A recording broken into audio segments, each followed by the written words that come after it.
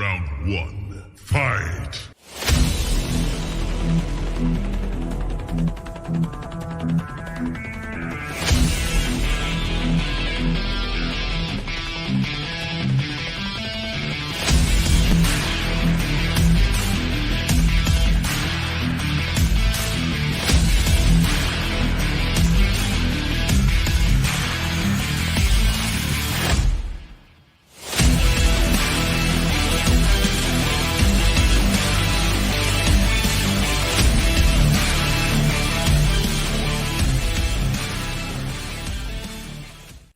What is going on, BW Sports One World? It is Friday night, and you know what time it is. It's time to get them hands up. It's time for some Combat Zone right here on BW Sports One.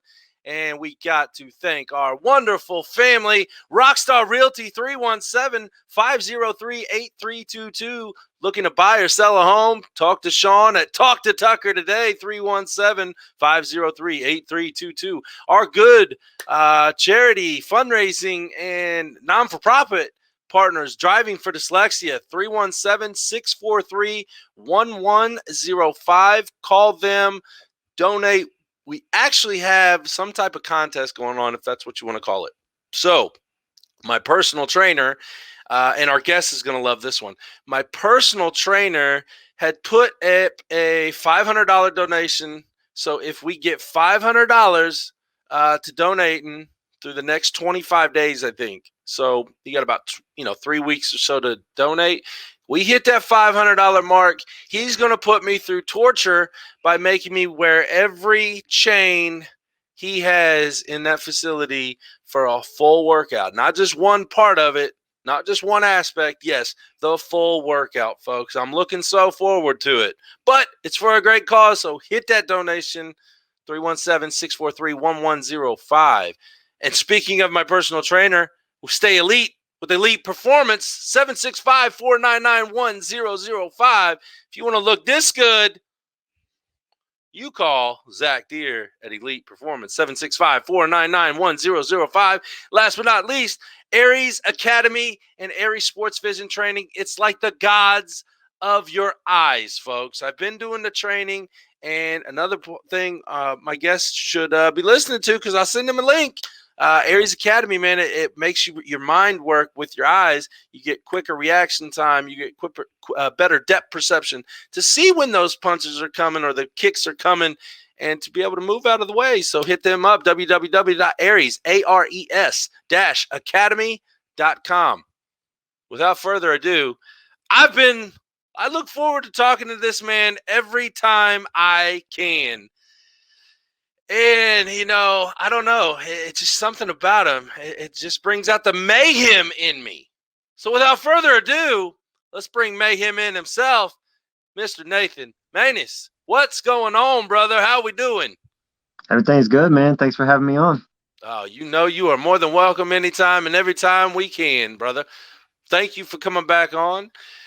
We'll start off. He is the co-host of tonight's Combat Zone. There is a fight in the works for him with the UFC. It's technically, as of right now, it's talking about April. However, we're not going to talk about that yet. We're going to talk more so about some other things, but we'll get Nate back on here in a couple weeks when the UFC finally decides to unveil the opponent, and then we'll get you back on and we'll have an interview to talk about that upcoming fight. But I know we both like the fighting world.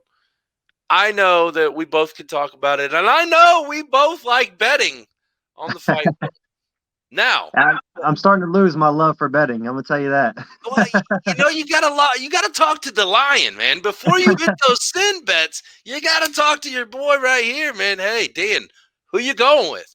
And that's what we're going to talk about today. I'm in the betting spirit, man. I'm in the betting spirit. I mean, I feel like I need to tell everybody how you tried to take my money over Poirier McGregor. You tried to do me a little dirty. I tried. What was it? $1. I put up $1 and you put up your next UFC check. Yeah, it didn't sound too fair. Totally understand. I would have gladly taken a bet, though. Yeah, man, that was a crazy fight. You called it though. Well, I'm not always good at calling, but I have been pretty damn decent over the past month in my fighting bets. So I'll take it. I'll take it. Hey, I would take it too. So, going forward, here we go. UFC Fight Night tomorrow night. The big boys, our headline in this. Again, last week we had the big boys going out again. But let's start off with, let's see, who's the first fight we got here. Let's start off with Pedro Munoz and Jimmy Rivera. So just to kind of fill everybody in, Nate sent me a picture earlier. He said, if I'm going to bet this weekend, which he's still on the fence, but I think after talking to me, he might have some money put on these what we talk about. So he sent me 3 fights, and we're going to talk about these 3 fights plus the main event, obviously, and then we're going to get into a little boxing talk that everybody's finally hearing, and would love to see that fight coming up here. But we're going to start with, like I said, Jimmy Rivera and Pedro Munoz. Nate, let's hear your thoughts on this fight. Man, I feel like I'm going to go with Pedro Munoz, and he's the underdog. He's a slight underdog, I think, maybe plus 120, something like that. But, he's knocked out Cody Garbrandt. He had a really close fight with Frankie Edgar. A lot of people thought that he won that. Jimmy Rivera's been a little inconsistent as of late. He put together a long run earlier in his career. I think that's a good bet if you're going to take an underdog. Well, let's talk about that, sir. How you feeling? So Rivera, I'm going to go. He's got about 4-inch reach advantage on him. Not much in the leg reach. You look at their their wins by. They've actually Munoz is coming off of that loss last fight. Rivera's riding the win cage. I'm looking at the little stats here because I got my cheat sheets up here. I don't know if you got them, but I got my cheat sheets up here. Okay. Average fight time, Rivera's gone the distance a little more, I should say, or going farther into fights. When you look at significant striking, they're relatively, about the same, with Rivera landing, about 1 significant strike per 15 seconds of the fight. When you look at Munoz, he's looking at about 1 every 10 to 12 seconds in a fight. And absorbing per minute is the significant difference that I see, with Munoz taking about 6 to Rivera's 3.5 to 4 per minute. Right. Defense is relatively the same. Now, the thing I'm looking at here is, will Munoz be able to get Rivera down? That's where I'm skeptical on. So Rivera has a 95% takedown defense compared to Munoz's 81%. Not much different. But I'm going to have to disagree with you, sir. I'm going to have to stick with Jimmy Rivera at the minus 150 currently right now, and that's going to be my first that'll be my first one. That's how it usually goes, isn't it? I think, what was it? Did you say last time, whoever you pick, go with or a lot of people were saying, whoever you pick, go with the opposite? I lost every single fight, man. Every single one. Again, you didn't call your boy first. I get lured in somehow, man. I don't know how it happens. Well, I'm sure our friend Bobby Emmons has no arm twister or anything with you on anything, right? Right. None at all. Right. We'll go with that. So you're going to go with Munoz, and I'm going to go with Rivera. As of now, bets haven't been put in yet. Maness may have a little slight change of thought here. I would never know. But that's our first fight going up. Second fight we're going to talk about is Bruce Leroy. I always liked watching him on the show. I like seeing him progress. He's going up against Kevin Kroom. You start. Yeah, I think I like Bruce Leroy in this fight. I think he's a minus 200. You probably have the sheet up right there. I do. I don't feel like Kevin Kroom is a bad bet, though. Being the underdog, he's as tough as they come. He was counted out in his UFC debut, and he come out, I think, with drop the guy and then guillotined him.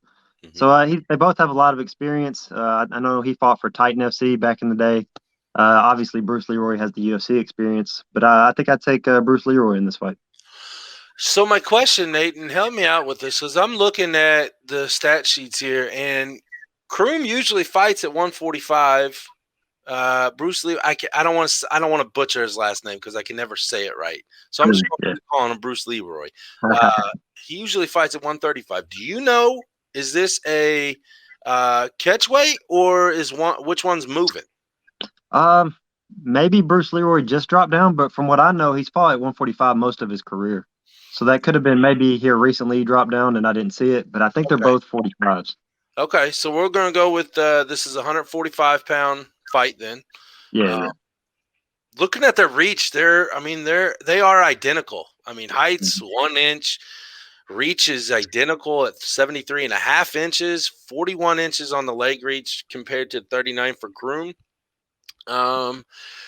That probably is not going to make that much significance, in my opinion. I think I think in this one it's going to be the octagon experience, like you kind of had mentioned just a little bit ago. You know, he has had that UFC experience. He's been in that octagon many times. He came up through the show, so he does have that experience. And I'm not taking anything away from Kroom. As you said, you know, he can be electrifying, but I will agree with you on this one. I think Bruce Leroy will pull it out. Yes, he is, and as of now, he is a minus 200 favorite. So, I can't go wrong with this favorite. I'm gonna stick with that one, just like you, sir. So you can make sure you bet on that one because we agreed on that. What do you get? You think about parlaying him? You think you put an outright bet on it? How do you think you would approach it? You know, on this fight card, I probably will do a parlay, and I'm probably going to do a parlay with the 3 that you mentioned plus the main event, and I'll probably go that route. Honestly, I mean, you know, when you got a minus 200 favorite, and then you look at the main event that we'll get to. You know, there's a big difference in the favorite to the underdog. Now, granted, we saw last week anything can happen, and I do not understand why. Lewis? Yeah, I don't understand why he was such a big underdog, like what the odds were saying. But hey, I'll gladly take the plus 300 win. Yeah, that's what me and Bobby were saying the same thing at the gym. It was pretty crazy how much of an underdog he was when he puts people away, man. As far as heavyweights go, I don't think the odds should ever be that different. Just because anybody can put anybody out on any night. So it was a good bet.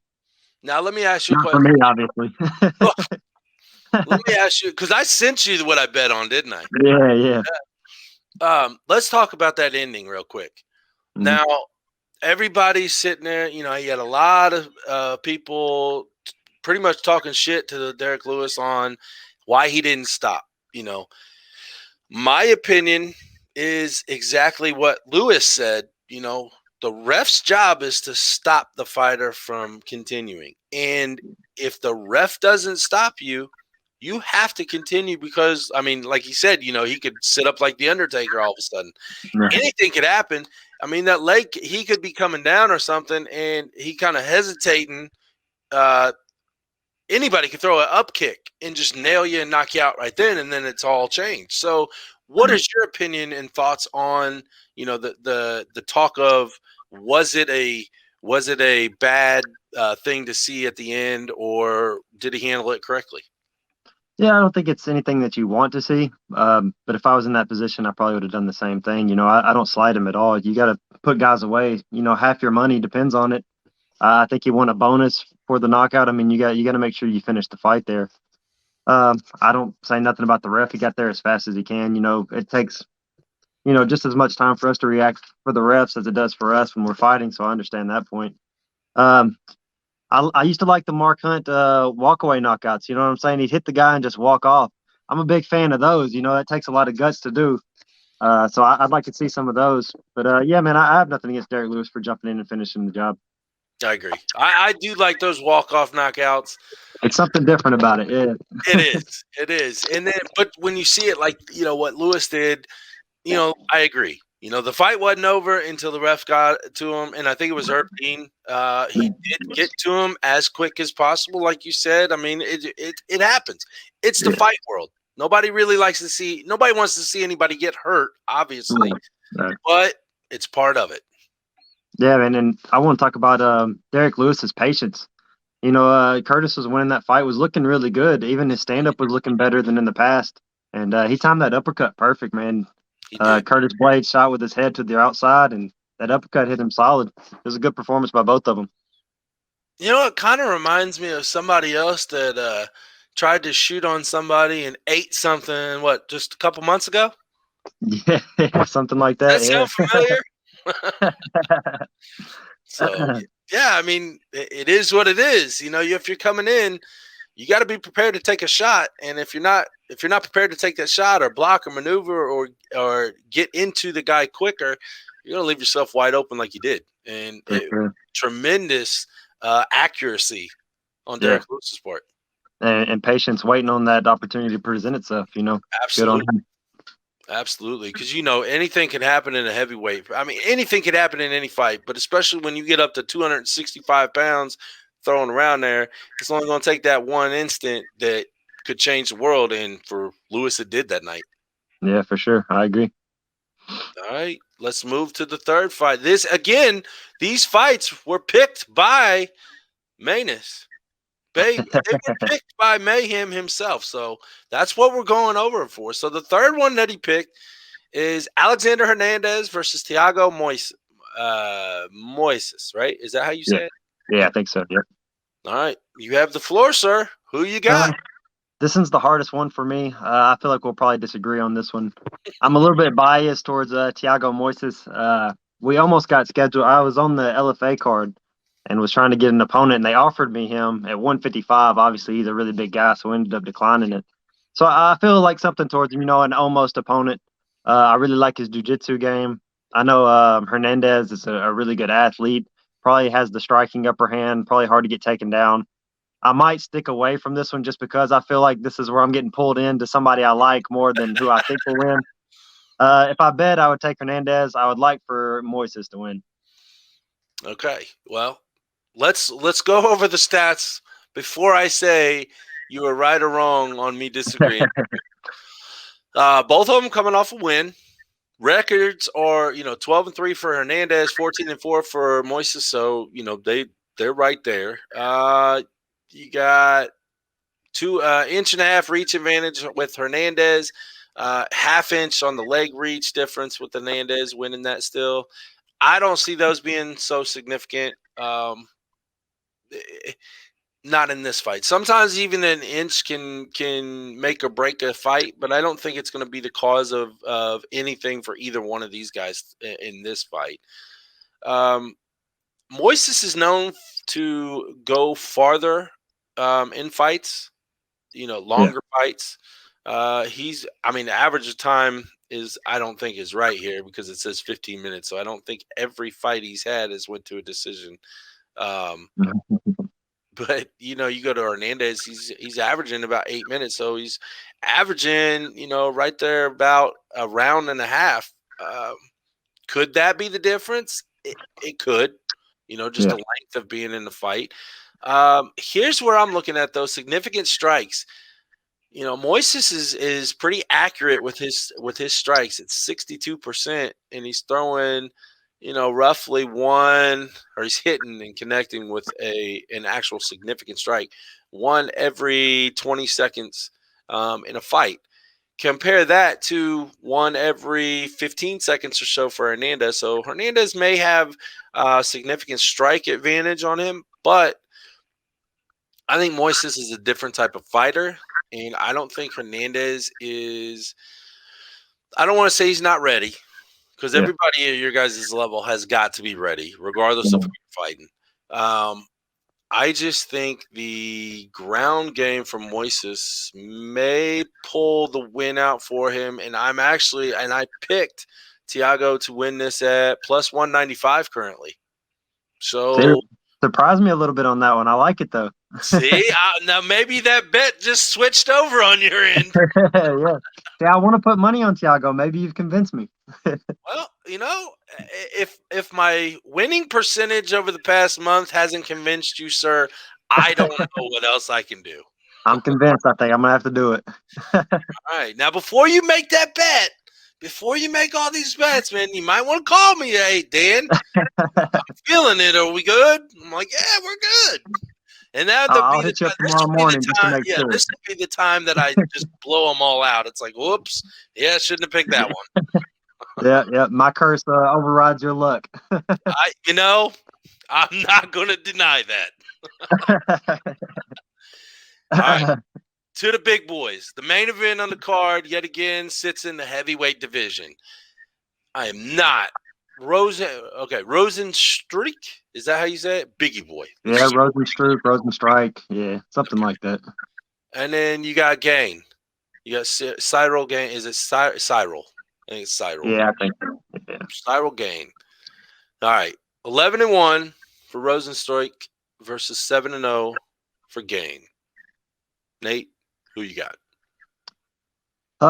When I fought for TKO, Gain was their heavyweight champion when I was their 135 champion. We fought on the same card together. I've watched the guy warm up. For a heavyweight, man, he's so fast. He's so quick. The variety of moves he was throwing. He wasn't just a jab, overhand right guy. Spinning elbows, flying knees, spin kicks for a big guy. Other than getting caught, man, I think he's a way better fighter. I think could be the future of the heavyweight division. I mean, I was that impressed with him. Jairzinho Rosenstrike, I mean, he can always hit you. He was losing to Alistair Overeem, put him away in the third round, backing up against the cage and just landed one. I think they both beat Junior Dos Santos here recently. Mm-hmm. I say outside of just a knockout that can happen at heavyweight, I'm going to take Gain. So let's look at the tail of the tape. Let's call it the tail of the tape tonight. Obviously, Rosenstrike has a huge knockout TKO advantage over what Gain has had. You're looking at 91% of his fights are ending in a knockout or a technical knockout. Is that good or bad? That could be up for debate because, and you look, here's the difference that I'm looking at. Gain, his only average fight is less than a round, where Rosenstrike has went into the second round, the third round before, so he may have a little advantage there. Significant striking. They're on point with each other. The only difference is the connecting on those, the accuracy. I'm going to give it to Gain at 68% over Rosenstrike's 46%. Everything else is pretty close. Gain, I think, has a better defense standing up. And I think he could actually get some big boys to the ground if need be. Mm-hmm. So I'm going to agree with you on this. I think Gain pulls it out. Again, like we both said, any given night, the knuckles or the hands can meet the chin, and that sweet chin music could just be lights out for anybody, especially at 260 pounds. But I think technicality, Gain's going to have the win. I think he even has a heel hook in the UFC, right? Didn't he heel hook Dante Mays? I mean, I believe so. I believe you're right. See, that's why I bring these wonderful co-hosts in with me, guys. He knows the shit. I think he got JDS down a couple times. I mean, I think the ground and pound goes to him. The wrestling goes to him. The variety of submissions for a heavyweight. I don't know if we've ever seen a heel hook outside of Frank Mir, maybe Nogueira. So, I mean, he's got the whole deal. I definitely got to go with him for sure. And I like your concept, your thought about him being the future of the heavyweight division. We got some. I would love to see Derek Lewis and Gaines go out, and let's see if Gain wins. Mm-hmm. But then I want to see those two kind of go at, because I think that might be the last step before the title. Right. But correct me if I'm wrong. What are you thinking on that? Yeah, I agree. And from what I understand, him and Ngannou used to train together over in France before Francis moved, here and trains at the Performance Institute. Okay. So, they probably have some experience together. That would be a matchup I'd like to watch too. Good point. I like it. Insider information from the man himself. I love it. I love it. Okay, so you talked about the parlay. Here's the parlay that I'm going to go with. I'm going to put all 4 of those on a $10 pick.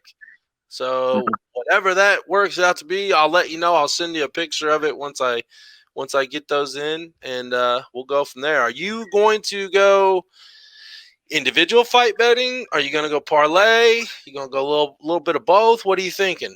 I know you were on the fence of even doing it this weekend, but I think I might talk you into it. Yeah, I think I might do an individual for Moises since he is such a big underdog. Just put a couple on him, and then I might parlay the other 3. Okay. Because I know Gain's a big favorite. Bruce Leroy's a big favorite, and then maybe throw an underdog or something like that on there just to see what I can get. There you go. I like it. I like it. All right. Now, boxing. There is a boxing match tomorrow night. We're not going to go really in depth with it, but I'll throw it out there. I'm going to butcher this guy's name. He's the Turkish assassin in my mind is what his name is. He's 40-1. Yildirim, I think that's how you say his name, versus Canelo Alvarez for the super middleweight title. Now, we've heard Alvarez say this year that he's going to unify 4 different belts. He's got 2 at the moment right now. He's a huge underdog, Nate. So Alvarez is sitting at minus 5,000. Yeah, no point betting than that. Yeah. To Yildirim's plus 1,250. Honestly, I'm not going to lie. It's worth $1 for sure. I'm probably going to throw a $10 bet on him to win because, and I'm not saying that it can't happen. You know, Alvarez obviously is the champ for a reason. Yeah. However, this guy's 40-1 for a reason. If you would have gave Alvarez somebody that's, 25-12 or, 30-20 or something like that, and he's made his way back up there, yeah, I can see that. But, man, Yildirim is sitting at 40 wins and 1 loss. There's a reason, and you bet your ass I'm putting that $10 bet on him to win that fight. I mean, you know how my luck is, man. I'll put some money on Canelo, and we'll just split your $10. You know what I mean? 5K, and I'll take Canelo out of there. Okay, we'll do that. Hey, you know what? I honestly, because I know on my bookie that we use, you can parlay a boxing match with a MMA. Sure. I might have to do something. I might have to throw Yildirim and Moises on a two card parlay and just let it roll. Hey man, I like it. Be a nice hit. It's definitely worth some money for sure. Yeah. I mean, hell, you're looking at plus 195 for Moises, and then again plus 1250 for Yildirim. That's got to be a nice payout. You're roughly at 15 plus 1,500 probably, if not more. Yeah, no, I agree. I'm going to put some money on it now that you said what the odds were. I got to. Perfect. Now, the big news in the boxing world, everybody knows these 2 names, Fury, Joshua. We are finally getting close to seeing Joshua with a title shot, as well deserved as it is. Nate, I know you're in UFC, you're in the MMA world, but you know as well as I do that this fight is what everybody wants to see it happen. What's your thoughts on it? Now, obviously, it's not official yet. They're close to the deal. If let's just say, hypothetical question, boom, contract are signed, date is set. What are you thinking? I think I'm going to go with Tyson Fury. I was really impressed with his last performance against Deontay Wilder. I don't buy into the whole my suit was so heavy, I got tired. Yeah, I'm not buying any of that. He's got probably the best footwork in the heavyweight division, uses his reach. Some people have reach and don't know how to use it. He uses his reach really well. Even in their first fight, to get hit as hard as he did and to get back up, that kind of makes you feel, can Joshua put him away? I think on a technical standpoint, he's going to outbox Joshua. What is Anthony Joshua in his last 2? Is he 1-1 in his last 2? To Ruiz? Yes. Yeah, I so believe you were right. 1-1. yeah, so he's lost here in his last couple, and then he regained that win over Ruiz. But it just shows that he can be caught and put away too. So I would definitely lean towards Tyson Fury for sure. Okay. Well, in a hypothetical world where this is done, deal, date set, and everything, I would love to see what the odds will be in this fight. But sitting right now, I honestly think that Anthony Joshua is hungry. Mhm. And not saying that Tyson Fury's not hungry, but he's already had that taste. He's got that taste in his mouth. I don't know how well that aftertaste is sitting because, of all the conspiracies that you heard after that last fight with Wilder. Mhm. Boxing glove was pushed out a little bit, so his knuckles weren't covered. Yeah. The 60 pounds of weight was just stupid in anyways. Yeah. I don't think that I'm not going to ever see Mayhem walk to the cage in 50 pounds of armor, will we? No, I don't think so, man. I think the crazy I'm gonna get is this mullet I'm growing out. I think You that's about as know, crazy as I'm gonna get. I've been watching the progression of the mullet. I have, and I'm liking it. I'm liking it. I can't wait. It's coming. It's coming Yeah, on. when we're able to talk about that next fight here in a couple weeks, I can't wait to see what it looks like then. Are you good? It's coming, man. It's slow going, but it's coming. It'll be here. Yeah, I can hear you. Well, okay. I got a little bald spot happening back here. I'm not gonna do the whole LeBron line and then party in the back. When it goes, it's just gonna go. Right.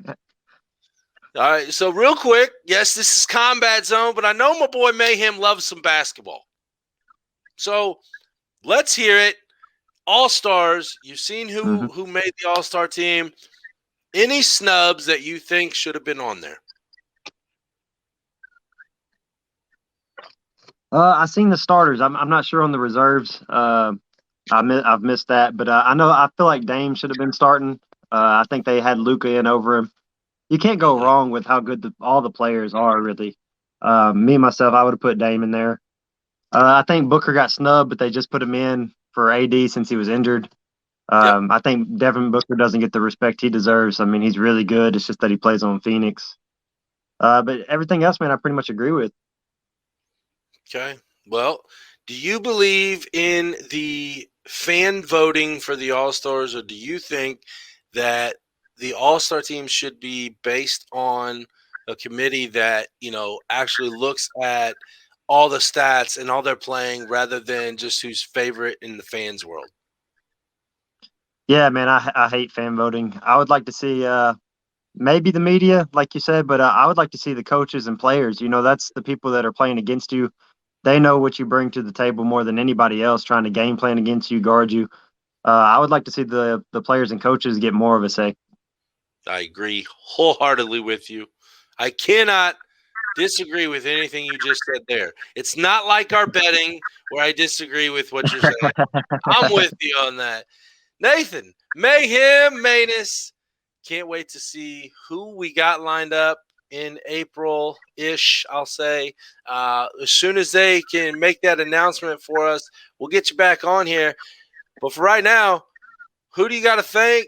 Who do you want to give shout-outs to? And tell everybody where the hell to find you at, because I know you're blowing up on a couple other places on social media as well. So let everybody know where they get you at.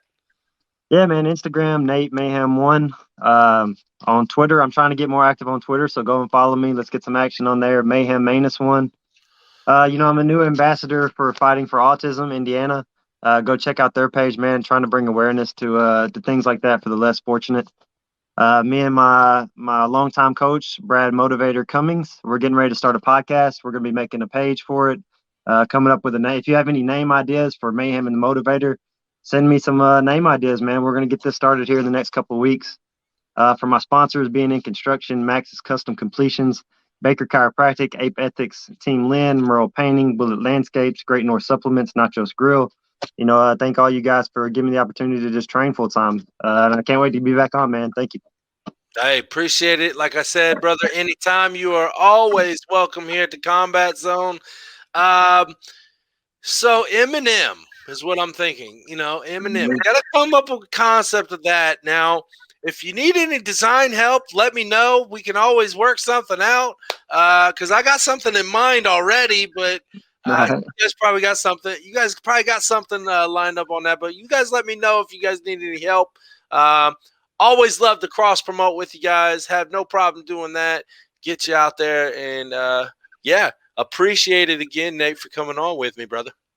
Yeah, man, I'll definitely probably be getting with you about it. I'd like to hear the ideas. So thanks for having me on, man. Sounds good, man. Until next time, we'll catch everybody here 7:30 Eastern Standard Time next Friday night. Pay attention to the UFC fight night tomorrow night. And me and Nate's going to be putting out our picks later, probably Saturday morning, Saturday afternoon before the fight start, and see who agrees with who. Hey, sounds good. Let's do it.